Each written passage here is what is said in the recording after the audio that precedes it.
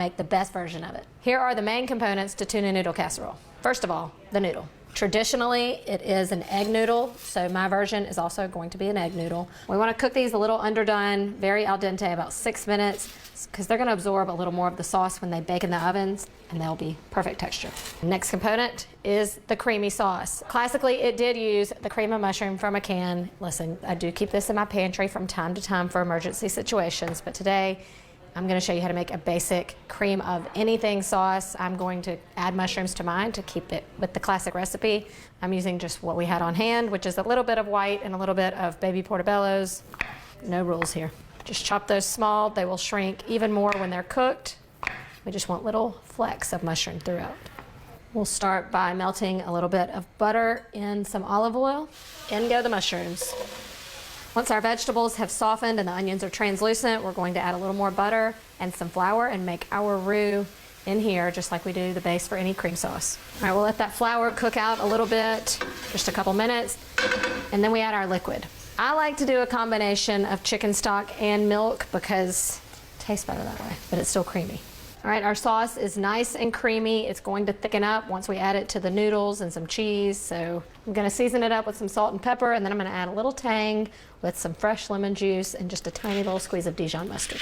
Next component, of course, tuna. I'm not talking about the fresh tuna you get from the seafood market. We're talking straight from the can, just a few dollars.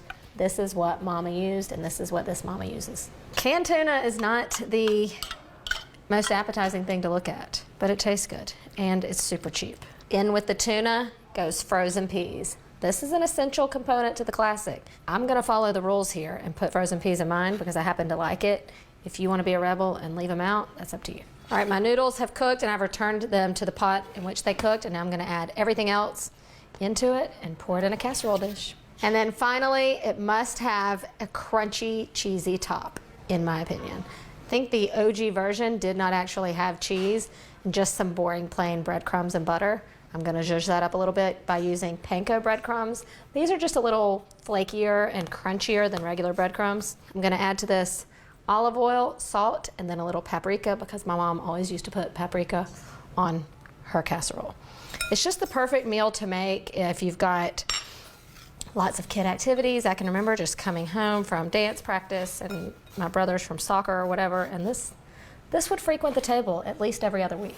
Looks like 1989, can't wait. This is just gonna bake for about 20 to 30 minutes. Everything is still pretty warm and it's all cooked. We just need it to all come together. Oh, this looks good. This makes me happy. Look at those bubbles. I'm gonna finish mine off with a little bit of fresh parsley. This is not classic, but I love using fresh parsley when I've used things from a can because it really helps brighten up things when they're not, you know, all fresh. All right, I'm digging into my childhood. Here we go. Now you know what time it is.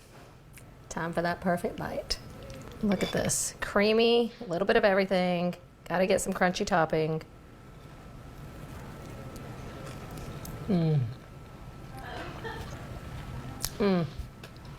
Listen, you have to make this, okay? Even if you say you don't like tuna or it grosses you out, just try it, okay? Just try it. This is the version made with the canned soup. Let's just give it a try for old time's sake. Not bad. Not as good, but not bad. Either way you go, you definitely need to add tuna noodle casserole to your menu this week. It's budget friendly and it's super easy to make, even for a weeknight. When it comes to tuna noodle casserole, you should and you can cook that. Takes me back to that Tuesday night at my kitchen table, eating tuna noodle casserole in my leotard. Can we have a clip of that?